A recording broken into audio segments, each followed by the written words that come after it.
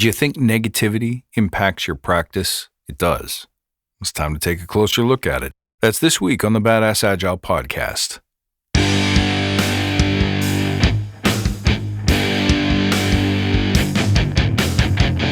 Greetings, team. Welcome to the Badass Agile podcast. I'm your host, Chris Williams.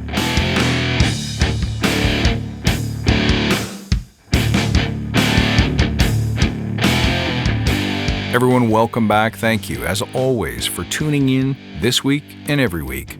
I hope you've been enjoying the show, and I love having you here. I love speaking to you one-on-one. There's a lot of talk about toxic negativity, and now there's a lot of talk about toxic positivity. We're human creatures. We've been of the same design since the beginning of our existence on this planet. What we feel, we transmit. So it's really important you understand what you transmit, and specifically, what feelings or emotions or attitudes you allow to pass by undetected and unchecked. But before we get into it, let's take a moment to remember why we're here. To create an elite tribe of leaders who truly serve their clients and communities by doing what matters and what works, relentlessly chasing value and excellence like a badass. There's so many resources out there about what you need to do to be agile, but we're focused on who you need to become in order to lead teams. So let's hammer down those fundamentals to create a truly unique and powerful force in this industry. If this helps you, please share this episode with your friends, with your colleagues. Don't forget to join us in the Badass Agile Listener Lounge on Facebook and check us out anywhere they serve up your favorite socials. You can probably tell when your dog misses you. You can probably tell when your cat is pissed. You can probably tell when your spouse or your siblings or your colleagues are upset too, even if they say they're not. It's difficult for us to conceal or hide our true emotions, but our emotions affect how others experience us and interact with us. And it's important to note that what you transmit spreads. If you're a leader, the way you show up matters. But we exist in a confusing and changing emotional environment. It used to be good advice to tell people to just buck it up and be positive, and I've done an episode on positivity before. Forced positivity isn't real positivity. And, like the colleague who's upset with you, it's pretty easy to detect when someone's covering something up and trying to push out an emotion like positivity as a way to manage how they really feel and how other people end up perceiving them. But just because positivity in its disingenuine format doesn't help things, you still have to be aware of the fact that if you leak negativity, you're going to poison your team anyway. Now, negativity can show up in a bunch of different ways. I've seen people who are overly sarcastic. I've seen people who are overly pessimistic. I've also seen people who are bitter, jealous, and angry, and of course that shows up as negativity too. Most of these emotions come from a place of not having enough of something, a fear of not being good enough, a fear of being exposed as an imposter, a fear of failing, a fear of succeeding, a fear of having to work too hard. It doesn't really matter where it comes from, what its origins are. Each of us has something that we fear, that we dread, and that we don't handle very well. But of course, most of us never get a chance to get good at handling those negative feelings directly, of looking the problem in the eye and saying, let's fix this. So it goes unchecked. And as a result, it leaks out. When I say leaks out, the snide comments, the bad attitude, even the tone of voice, little facial or verbal or nonverbal cues that express disgust, disdain, that hide a deeper layer of jealousy or bitterness. Man, there's a lot going on there. But to make it more concrete, imagine you're struggling to make Agile stick somewhere. You're doing the training, you're doing the coaching, you're doing the teaching, but for whatever reason, there are some people who are maybe a little resistant, who are not accepting it. Now that could show up as anything from sabotage all the way down to disengaging, subtle stonewalling, things that might even be hard to nail down and attribute to a lack of energy or a lack of acceptance of our philosophies, habits, and mindsets.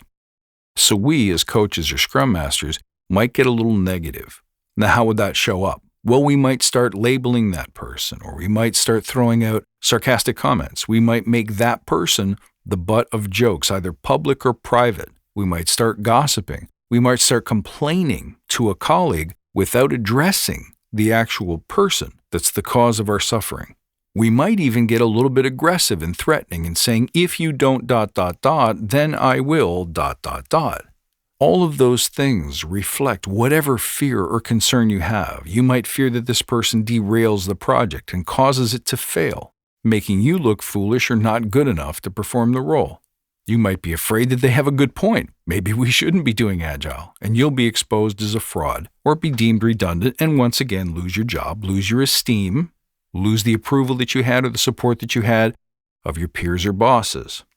Maybe this person looks like a rebel to you, a troublemaker, a poop disturber, and that's the kind of person you've always wanted to be but never had the courage to be. Once again, the root issue has everything to do with you and your fears and your perceptions and your worries, and very little to do with the other person.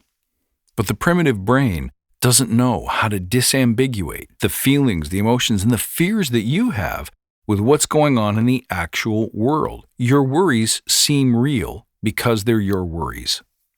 They may have absolutely no relevance, no proof, no evidence in the real world, but you don't know that.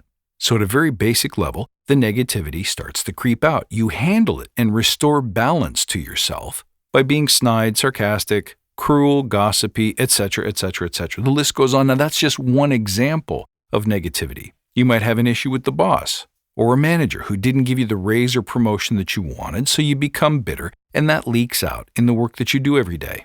Maybe you got chewed out. Maybe something was late, and all the blame fell to you, and it didn't feel good, so you feel some kind of shame, or you feel some kind of, once again, not good enough, imposter syndrome.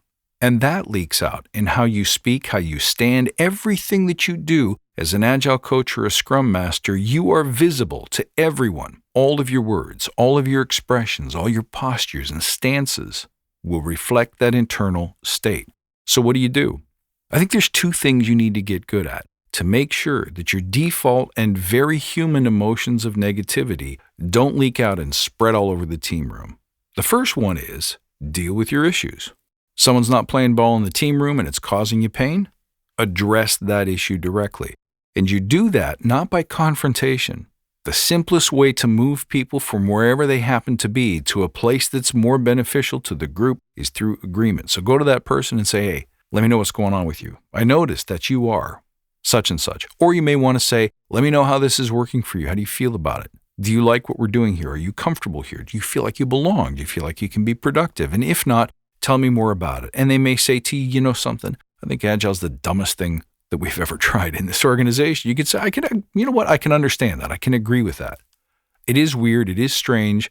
It is counterintuitive to everything that we've done and known in the past. Tell me more about that. So in this case, all we're doing is starting with true empathy, which is saying, let me be in that person's shoes. Let me connect with their emotional state. The chances are good that they're afraid of what change means to them, their job, their security, something along those lines. Be there. Don't mention it. Don't predict. You're not the therapist for this person, but you are there to understand to what extent their emotions are driving their behavior. And if you can help them change those emotions, so if they're fearing change, can we make their experience one of a good change? How do we do that? You don't have to know. You don't, at this moment, the how doesn't matter. The what and the why matters. What's going on with you? All right, how's that feel? What would you do differently? What would you change? What's the most important thing to you? Why do you come into this office every day and do this specific job? What do you love about what you do? What do you want more of? What do you want less of? Once you've heard that from the person, you can at least begin to try to shift mindsets, not by making them wrong and you right, but simply by getting them more of what they want and less of what they don't, so that you as a team can have more of what you collectively want, which is to work together in an agile way to bring about the best outcomes. If it's the boss who gave you a nasty review or chewed you out, then deal with it. Go back to the table and say, I had a few days to think about what you said. Let me ask you the following questions. 1, 2, 3. What would make me better? What's the real thing I need to focus on? I appreciate the feedback on the events and the specifics of what you think went wrong, but I need to hear from you what you think I need to improve. What would I do so that in the same situation in the future, we got to a place where you might say, yeah, we failed, but it's okay because ... Work on getting that agreement. Work on solving that problem. So that's step number 1. Learn how to directly address the root cause of the fear or discomfort. You can't run from it. One thing I don't agree with in modern discourse is that it's okay to stand aside and let your fear just sit there and ruminate and rule your actions, to percolate in a state of brooding, unhappiness, depression, anxiety. Those things won't solve anything either, any more than toxic positivity will. So, fight for it. Fight for your happiness. Fight for real positivity. Go in and create change with direct action. Not aggressive, but bold, courageous action. And then the second thing that you can do is watch how your negativity leaks. Easiest way to do that is first be aware of when the negativity arises. It's a feeling. It's a discomfort. For some people, you might feel like a gnat. Other people can feel their blood boil and their fist shaking, their teeth clenching, their brow furrowing. Know when the negative emotion rises to the surface and understand the next thing that comes out of your mouth or out of your body is going to be some manifestation of that anger, that discomfort, that fear, that unhappiness, that negativity. And so, can we change the emotion?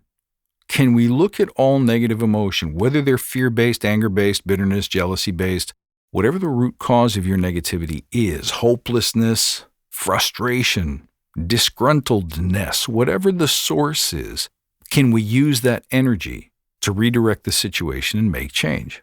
I'm angry at my boss for giving me a bad review in public, but there is an opportunity to learn and improve in there, so I'm going to take that and move forward. Didn't feel great, but I'm going to change my state to one of frustration and embarrassment or humiliation or whatever it might be and move forward. Move forward with energy and passion, determined not to repeat my past mistakes.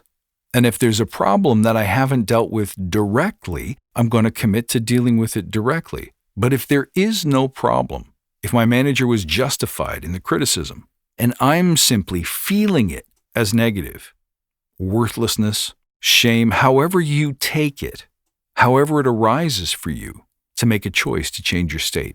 Let's focus on what I can do. I have the opportunity to learn, to influence, to generate something new, to innovate, to create. The moment you make that choice, you stop sweating negative emotion. It changes how you show up. This, my friends, is a practice. And it's not the same thing as putting on a positive face, but it is changing your beliefs that in every negative event, the negativity itself is of our own design. It is how we choose to interpret an event that makes it largely negative. Even the worst of conditions are survivable. And if we make a choice not to let the negative event define us, but rather to let our survival of that negative event be part of the fabric of who we are and who we help, that changes everything. So keep those two techniques in mind. Either we address the source of the negativity, or we learn the technique of seeing the negativity in action internally, stopping the negative pattern, the associations, the meaning-making, and most importantly, the outward demonstration, and then we shift. We choose a different emotion. We change our state consciously to something else. The reason why this lesson is so important is because the energy as a coach, as a leader, the energy that you generate and transmit is infectious. It's viral. It changes the color and the tenor of the team room, and it affects how your team shows up, and therefore it affects directly the results that you can get. Try these techniques out today. I hope this one was inspiring to you. You can find me as always on badassagile.com, on the soon-to-be defunct Twitter at badass_agile, and on Instagram at badassagile. It's been a pleasure speaking with you today as always, my friends. Thank you for coming in and listening. I look forward to seeing you next time, and until then, stay badass.